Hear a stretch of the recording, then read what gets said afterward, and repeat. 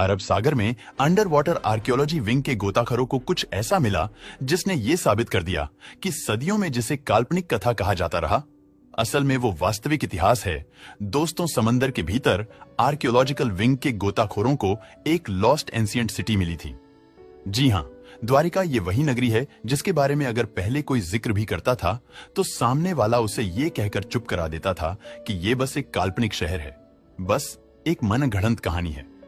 लेकिन जब 2007 में समंदर के भीतर इन्हें द्वारिका नगरी के कुछ प्रमाण मिले तो आर्कियोलॉजी की टीम के सभी सदस्य दंग रह गए। द्वारिका नगरी मिलने से पहले इतिहासकारों और आर्कियोलॉजिस्ट ने जिक्र किया था, जिसमें 1920 में द्वारिका नगरी के विषय में यह कहा था कि आधुनिक द्वारिका नगरी 1200 ऐसा पुरानी नहीं होगी।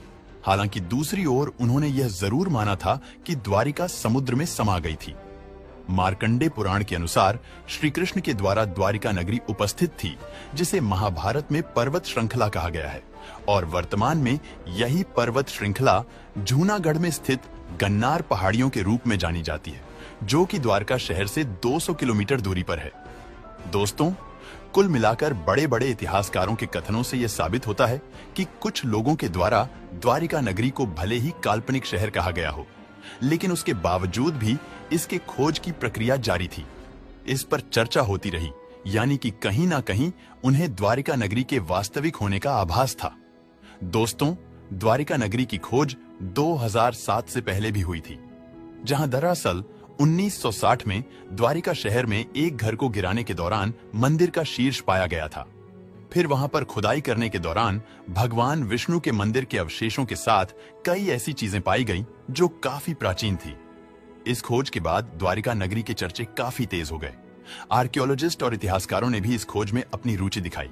आगे चलकर 1963 में गुजरात सरकार के आर्कियोलॉजिस्ट टीम के सहयोग से द्वारिका के आसपास खुदाई की गई। फिर उसके बाद 1979 में द्वारिका मंदिर के आसपास के एरिया में खुदाई शुरू की। हालांकि उस दौरान खुदाई में मिले एविडेंसेस की रिपोर्ट को पब्लिश नहीं किया गया।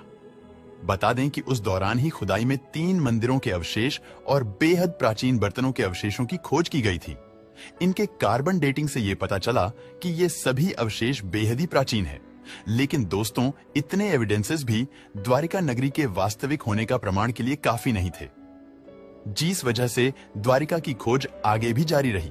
2005 में आर्कियोलॉजी की टीम ने द्वारिका नगरी की खोज के लिए गोताखोरों को एक बार फिर से पानी के अंदर भेजा गया। लगभग 2 साल तक चले इस खोज में अंततः 2007 में अंडर वाटर आर्कियोलॉजी को प्राचीन शहर द्वारिका नगरी के स्ट्रांग एविडेंसेस मिले, जिससे यह साबित हो गया कि द्वारिका नगरी मिथ नहीं है बल्कि वास्तविक इतिहास है।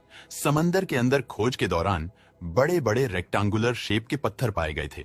इन पत्थरों के साथ ही अर्धचंद्राकार पत्थर भी रिसर्च टीम को मिले थे, जिनके बारे में रिसर्च टीम ने यह कहा था कि ये सारे पत्थर इंसानों द्वारा तराशे गए हैं। और जो बड़ी बड़ी दीवारों के अवशेष हैं, दोस्तों, अवशेषों में काफी मात्रा में चूना पत्थर भी पाया गया। इन पत्थरों के अलावा समंदर की तह से मिट्टी के बर्तन और सिक्के भी मिले और खोज में रंगीन वस्तुएं भी समंदर के भीतर से मिली। इसके अलावा कई ऐसी कलाकृतियां पाई गई जो द्वारिका नगरी को हिस्सा होने का प्रमाण दे रही थी। दोस्तों, खोज के दौरान हाइड्रोग्राफिक सर्वे से समंदर के भीतर 10 मीटर की एक जगह में खंडेहर भी मिला, जिसे समंदर की तेज बहाव ने तबाह कर दिया था। द्वारिका नगरी में अनेक द्वार थे, जिसकी वजह से इसका नाम द्वारका पड़ा। इस नगर के चारों तरफ कई लंबी लंबी दीवारी थी और आर्कियोलॉजी टीम का यह मानना था कि समंदर के भीतर से मिले बड़े बड़े पत्थर किसी बड़ी दीवार के अवशेष हैं। बहुत से लोगों के मन में यह सवाल है कि आखिर द्वारिका नगरी समंदर में क्यों डूबी। उन्हें बता दूं कि महाभारत युद्ध के बाद कौरवों की माता गांधारी अपने 100 पुत्रों को खो देने से काफी दुखद और क्रोधित थी। उनके अनुसार उनके पुत्रों की मृत्यु का कारण श्री कृष्ण थे। इसीलिए उन्होंने श्री कृष्ण को क्रोधवश यह श्राप दे दिया कि जिस तरह से कौरवों के वंश का नाश हुआ, ठीक उसी प्रकार से यदुवंशियों का भी नाश हो जाएगा। जहां दोस्तों, ऐसा भी उल्लेख मिलता है कि भगवान श्री कृष्ण के माता गांधारी के श्राप को आशीर्वाद के रूप में स्वीकार किया था। दोस्तों, धर्म कथाओं के अनुसार श्री कृष्ण की मृत्यु के बाद द्वारिका नगरी समंदर में लीन हो गई थी। द्वारिका नगरी के डूबने से पहले अर्जुन बचे हुए द्वारिका वासियों को लेकर इंद्रप्रस्थ चले गए थे। दोस्तों, आज के आधुनिक द्वारिका अरब सागर के सामने कक्ष की खाड़ी के समीप स्थित है। आज भी द्वारिका भगवान श्री कृष्ण के तीर्थ यात्रा के संगम का एक महत्वपूर्ण हिस्सा है। बता दें कि द्वारिका वृंदावन, मथुरा, गोवर्धन, कुरुक्षेत्र और पुरी के साथ काफी महत्वपूर्ण में से एक है। दोस्तों, इन सभी शहरों का उल्लेख कृष्ण की समस्त कथाओं में कहीं ना कहीं मिलता ही है। क्या समंदर में समाई द्वारका नगरी के अवशेषों के लिए समंदर में और भी खोज की जानी चाहिए? क्या आप भी कुछ लोगों को यही लगता है कि द्वारिका नगरी महज एक काल्पनिक शहर है? तो हमें कमेंट में अवश्य बताएं।